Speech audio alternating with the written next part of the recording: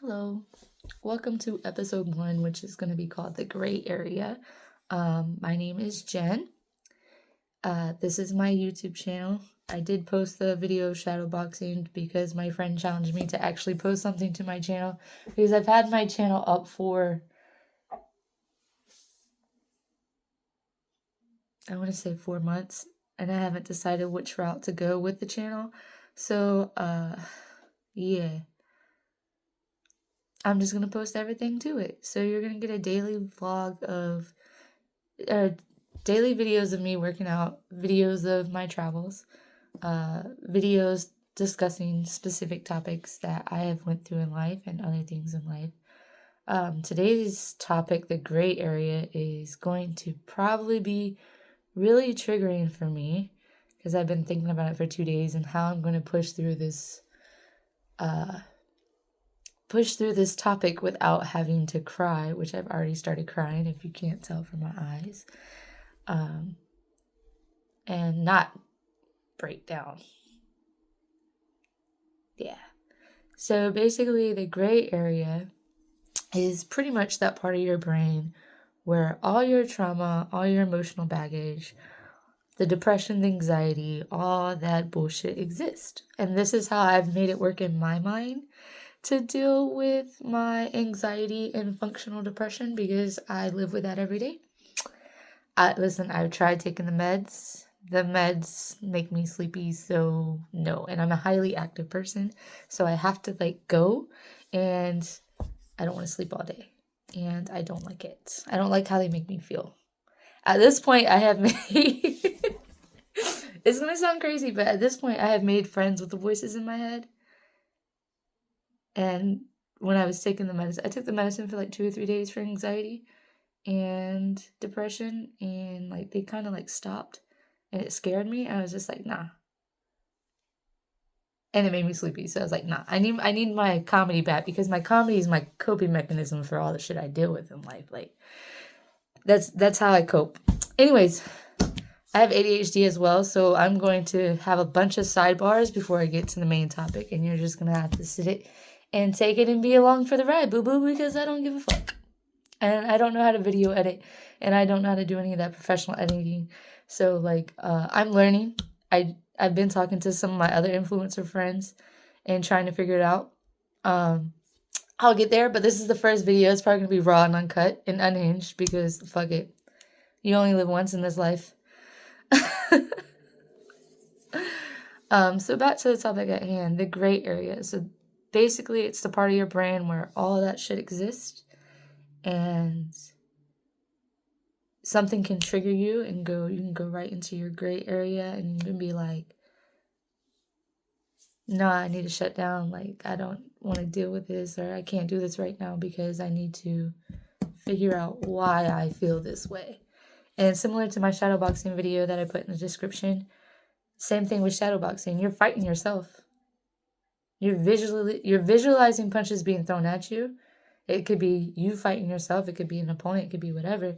But same thing when you're working with anxiety and depression in your gray area, you are fighting yourself as well. Not physically, like throwing punches with shadowboxing, but mentally as well. And I would love to sit here and say that I 100% do not live in my gray area. No, absolutely not. The past 2 days, and because the holidays coming up, my gray area has been triggered. And you're like, oh, Thanksgiving's coming up. How is that triggering? All you do is eat. Well, when you went through some trauma I went through, you pretty much lost your whole family, except for your family you were born into, the family you was trying to build. You pretty much lost it. Thanksgiving can be kind of a pain in the ass to think about. Yeah, especially when you thought about, that family scenario in your head, and you're like, I'm trying to keep it together. And you're like, yeah, I'm going to have the family, I'm going to have the husband, I'm going to have the kid, and we're going to have our own place, and it's going to be beautiful. It's going to be beautiful. It's going to be romantic, It's going to be the American dream. Yeah. apparently it wasn't for me. It's for everybody else, but it's not for me. Well, I can't say that. Maybe it's just not for me right now. I have bigger and better things to deal with than focusing on being a housewife, being a wife, being a mother, all that. So, whatever. Moving on. What happened? How did I lose it all? I'll talk about that later. In later discussions. We're not going to get there today because I'm struggling getting through the gray area right now. So yes, I do live in my gray area still. It takes a lot of strength to get out of the gray area mentally. And people who don't experience these things or don't deal with anxiety and depression a lot, they don't understand how much mental strength it takes you to pull yourself out of it. And you try to explain it to them, but they're never going to get it. So you might as well you can just tell them, hey, this is how I feel. They'll understand that. That's it. But explaining like, hey, I have to jump through hurdles every day just to be like, crack a joke or just to be able to function. And with functional depression, it's it's super hard because like you can go do whatever the fuck you want to do. You can go work out. You can go hang around with friends and family. You can go do everything. But at the end of the day, you still feel sad and lonely with functional depression. And it's crazy. It sucks. I feel like that one's more of a silent killer than depression. But they're all bad. And they're all part of your gray area. And your traumas and triggers and stuff like that. So it's definitely, to us who are suffering, it's definitely hard as fuck. And if no one is there to tell you, you're doing a great job, I'm here to tell you you're doing a great job because I know it's hard. It's hard every day just to keep surviving, to keep pushing when you're dead inside. You can mask it all day long, but it eventually comes back to feeling it. No, and that's another warning I need to give you. I'm not a therapist.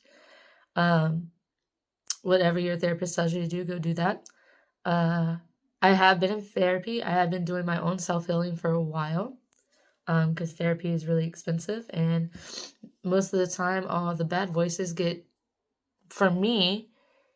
drowned out when I go work out for 2.5 hours a day. So like, that's why I work out 2.5 hours a day, is all the voices in my head are like pretty much silent at that time. And I'm putting myself through rigorous workout routines just because, I run on hatred and caffeine, baby. All day, every day. But your gray area, it's tough. And this is another way to think about it. I like to think about it as treasure chest. Because there's a side story to that, but we'll get to that. My other friend thinks about it as like pockets of sadness, like little bubbles that pop up in her brain that make her sad, and she just pops up. Boop. I view mine as like treasure chests that once they pop open, I have to like legit put chains, like several chains back over them, or over the triggers or traumas that decided to pop this particular chest in my brain open. And I have to shut the gray area down because the thing that leads to very severe depression, in my opinion, is when you sit in it for too long. You never, ever, ever, ever, ever want to sit in your gray area for too long. You want to try to do whatever you can to pull yourself out of it. And I'm not saying not feel it, because you're definitely going to feel it just like I'm feeling it now. Like, you're going to have to feel whatever you feel. But you have to hold on to that little glimpse of light that's in your life. For instance, the fact that Stray Kids is coming to Orlando in June 14th of 2025 next year. Because I have to go see them. I have to go see Felix, Hanjin, Chang. I have to go see them. Anyway, so you have to hold on to that little glimpse of light that you do have in your life in order to help you in order to help yourself get pulled out of your gray area. And your gray area can be whatever you want it to be. I actually wrote a piece in my creative writing class Fun fact, I am a writer as well. I do write a lot.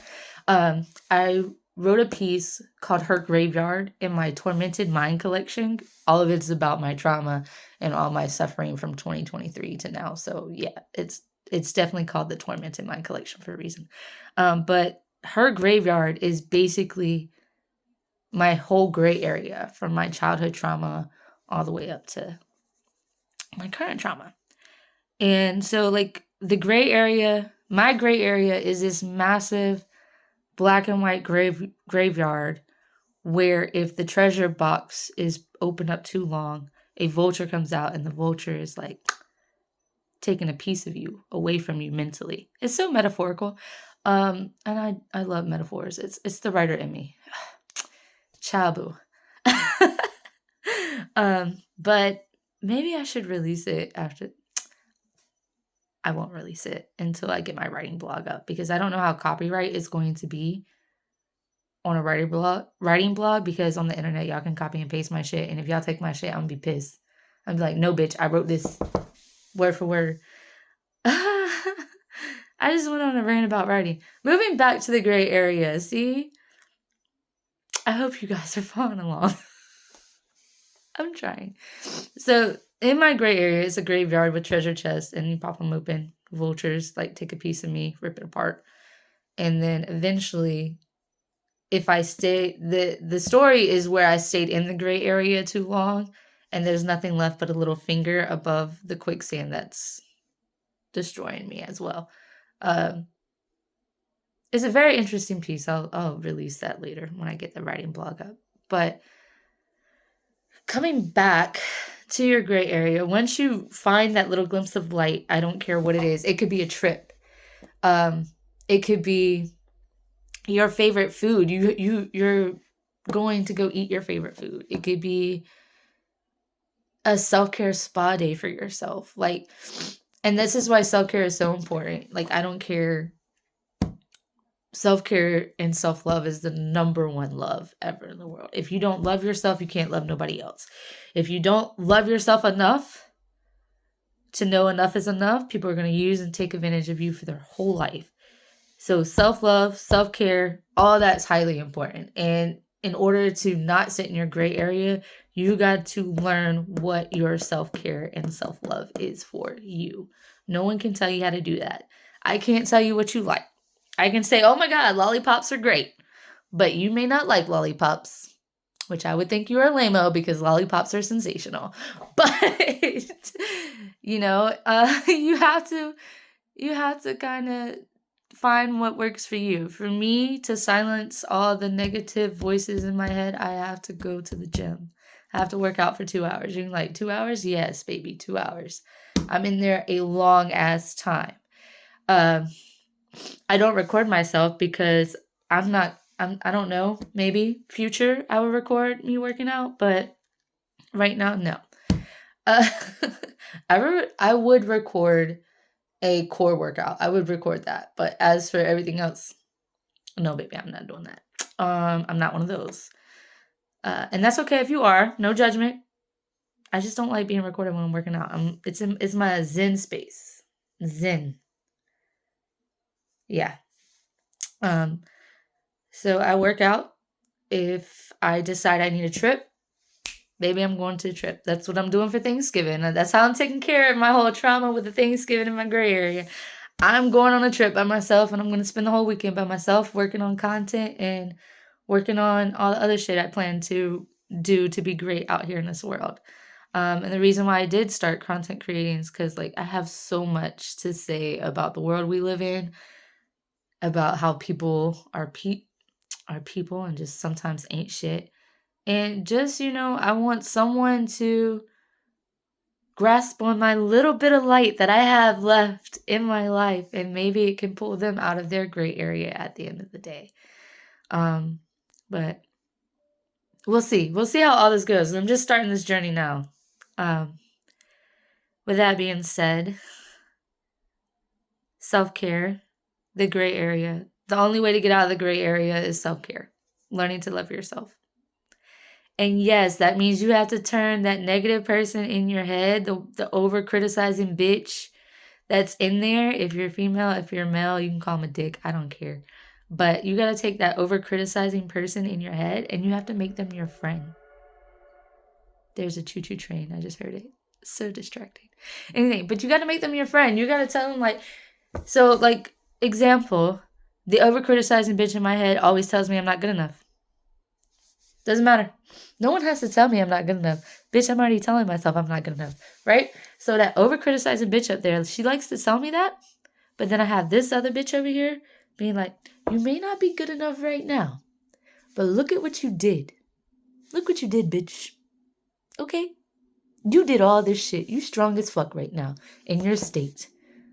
But you're going to get stronger. You know, for every negative thought, you have to have like 20,000 positive thoughts. And sometimes the negatives win over the positives, but you always must keep some type of positivity in there. Some type. I don't care. It could be, yeah, bitch, we washed our hair today.